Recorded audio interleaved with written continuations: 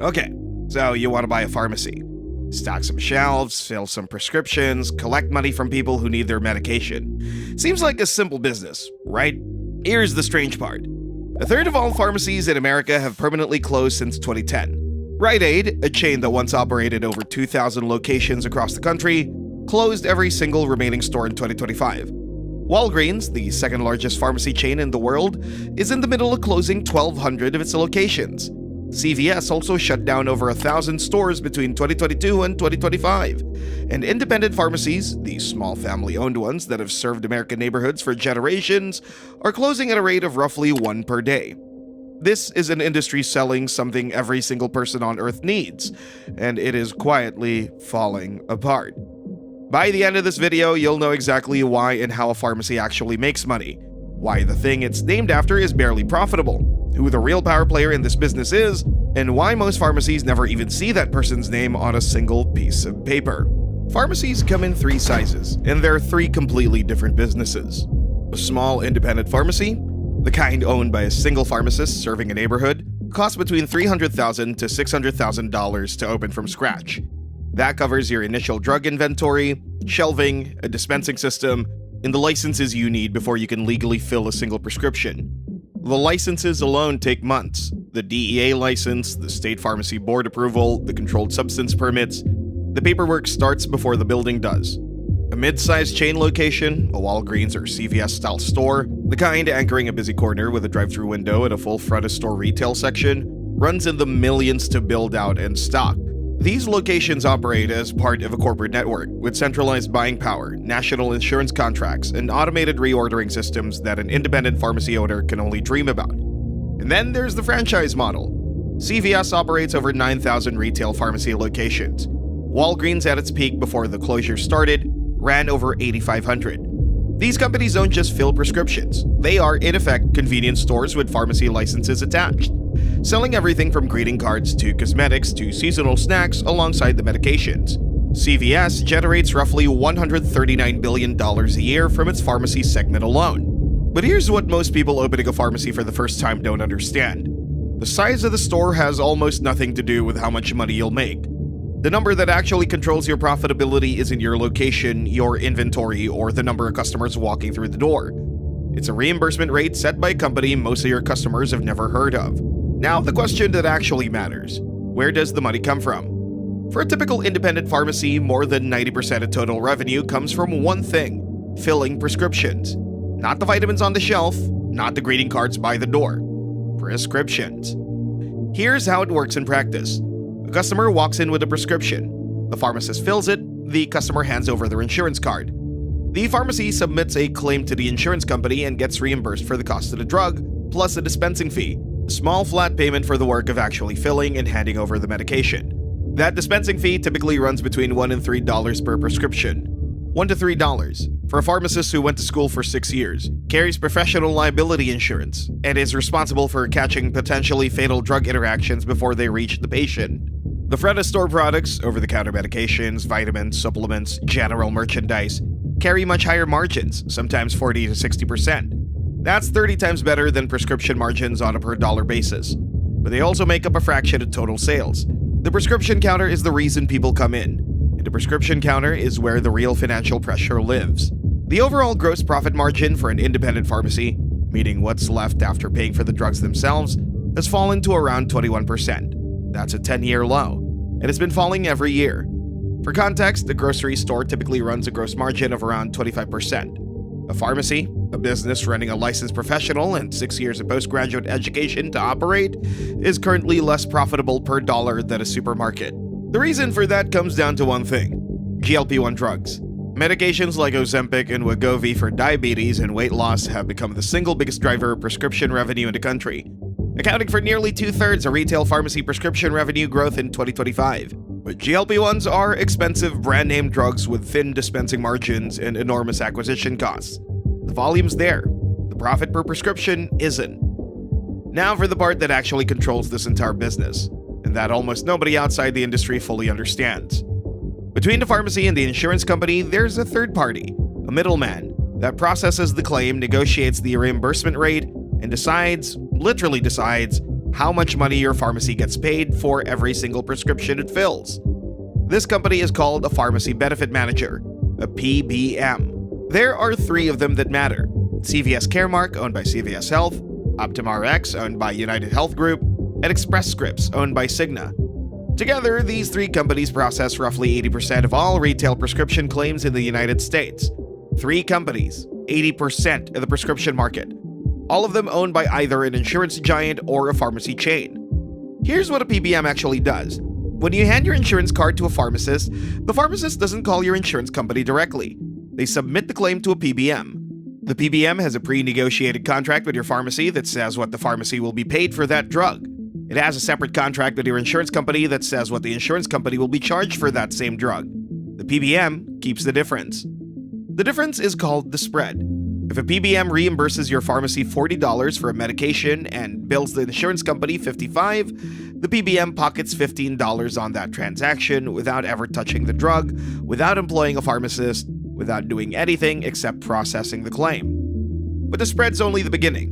PBMs also charge pharmacies something called DIR fees. DIR stands for Direct and Indirect Remuneration. Here's what makes this particularly brutal. DIR fees are charged retroactively, meaning months after a prescription has already been filled and paid for, a PBM can claw back a portion of what it already reimbursed. Your pharmacy filled the prescription, got paid, moved on. 3 months later, a deduction shows up on your statement for a performance metric you didn't meet, or an administrative fee that you weren't told about in advance, or generic substitution rate that slipped below a threshold buried in the contract. The New York Times investigated this and found pharmacists in different states being reimbursed as much as $100 less than what they paid to acquire the medication in the first place. The Oregon State Pharmacy Association found that roughly 75% of claims they examined didn't even cover the pharmacy's labor and drug costs. A pharmacy that fills a prescription at a loss is not filling a prescription. It's making a charitable donation to a PBM. And because three PBMs control 80% of the market, a pharmacy that refuses to accept the reimbursement rates doesn't get to negotiate. It gets removed from the network entirely, which means its customers' insurance won't cover their medications there, which means the customers go somewhere else. This is why the gross margin for an independent pharmacy has been declining for a decade. Not because drugs are getting more expensive, not because pharmacists are getting worse at their jobs, because the companies that control the reimbursement rates have been systematically reducing what they pay, while simultaneously charging fees that didn't exist 20 years ago. The frustration with the system has gotten loud enough that it attracted an unlikely participant, Mark Cuban. In 2022, Cuban launched Cost Plus Drugs, a direct-to-consumer online pharmacy that bypasses PBMs entirely and sells medications at the actual acquisition cost plus a small flat markup. A medication that might cost the patient $400 through their insurance plan after the PBM takes its spread can cost $12 through Cost Plus Drugs if the patient just pays cash. The fact that this is possible at all tells you everything you need to know about how much the PBM layer was adding to the price in between. Cost Plus Drugs isn't magic. It's just the price of the drug without anyone extracting a spread on top of it. So, with a product that never goes out of demand, an aging population that needs more prescriptions every year, in a business that Americans rely on for their health, how did Rite Aid end up closing every single store it owned? Two patterns show up in every major pharmacy failure, and both of them were present in every collapse this industry has seen. Failure 1. Debt taken on during a different era of margins. Rite Aid's problems didn't start with PBMs, they started with debt. The company spent decades acquiring other pharmacy chains, buying 1,932 Walgreens stores in 2018 for $4.4 billion, loading its balance sheet with obligations that assumed prescription margins would stay stable. They didn't. When reimbursement rates started falling in the late 2010s and DIR fees started compounding, the debt that had seemed manageable when margins were healthy became a slow-motion disaster. Then came the opioid crisis lawsuits. Rite Aid faced hundreds of legal claims alleging that it had filled opioid prescriptions without adequately screening for abuse. The combined weight of the debt and the litigation was too much. All stores closed by 2025. More than 60 years of retail pharmacy history gone. Walgreens is running a version of the same story in slower motion. At its peak, Walgreens had over 8,500 locations in the US alone. It's now closing 1,200 of them through 2027. The company was acquired by private equity firm Sycamore Partners in 2025. The same year, its stock was trading at levels not seen since the 1990s. Private equity buying a struggling retail chain with thin margins and amount of lease obligations is not generally a sign that things are about to get better. Failure 2. A business model built on foot traffic that stops showing up. For most of the pharmacy's history, the front-of-store retail section was a critical profit buffer.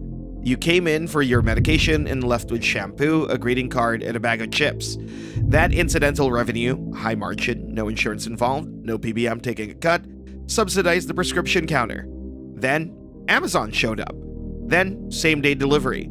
Then, online prescription services that mail medication directly to your door. One Deutsche Bank analyst described what happened next as a car crash in slow motion. The prescription got filled. The shampoo got ordered online. The greeting card got sent digitally. The chips came in a grocery delivery. The pharmacy kept the prescription margin, thin as it was, and lost everything else that used to come with it. Between 2018 and 2021, more pharmacies closed than opened in the US for the first time in recorded industry history. A third of all pharmacy locations that existed in 2010 are gone. In majority Black and Latino neighborhoods, the closure rate in 2024 ran nearly 10 percentage points higher than in white neighborhoods, creating what researchers are calling pharmacy deserts. Communities where the nearest pharmacy is now a 30 or 45-minute drive away. Here's the part of this story that's actually new and genuinely important. In February 2026, President Trump signed the Consolidated Appropriations Act, which included what analysts are calling the most comprehensive federal reform of pharmacy benefit managers in American history. The law essentially does one thing. It takes away the tools PBMs use to make money at the pharmacy's expense.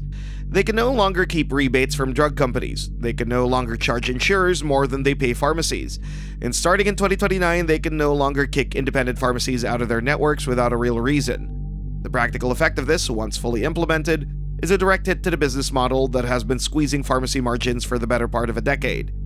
3 companies that collectively controlled 80% of the prescription market by profiting from the gap between what pharmacies were paid and what insurers were charged, that model is being dismantled by law. It won't save the pharmacies that already closed. Rite Aid is gone. Hundreds of independent pharmacies that shut their doors last year aren't coming back. But for the pharmacies still standing, the reform represents the first structural shift in their favor for years. Step back for a second. A pharmacy sells something that every person on earth needs, sells it every single day, has a built-in customer base that gets larger and older every year, and is still one of the most financially fragile retail businesses in the country. The product isn't the problem. The product is essential. The product is the infrastructure built between the product and the consumer, a layer of middlemen that gets paid regardless of whether the pharmacy is profitable, regardless of whether the patient can access their medication, and regardless of whether the pharmacist who went to school for 6 years makes enough money to keep the lights on. That infrastructure is now, for the first time, facing a legal mandate to change. Whether the change comes fast enough and reaches far enough to reverse a 15-year trend of closures, that's the question the next 5 years will answer. 2 scenarios, real numbers. Scenario 1, an independent pharmacy in a mid-sized city. Startup costs between $300,000 and $600,000. The owner is almost certainly also the pharmacist, paying themselves a salary out of the business while also trying to generate a return on the capital they invested. At the current industry average gross margin of 21%, a pharmacy doing $2 million in annual revenue keeps around $420,000 gross before operating expenses. Subtract rent, staff, utilities, software, insurance, and the owner's salary, typically another $300,000 to $400,000 annually, and the net profit in a good year can range from $150,000 to $300,000 for the owner. That sounds reasonable until you factor in the DIR fees that arrive months later, the reimbursements that occasionally come in below the cost of the drug itself, and the reality that one bad PBM contract renegotiation can eliminate the margin of an entire category of prescriptions overnight.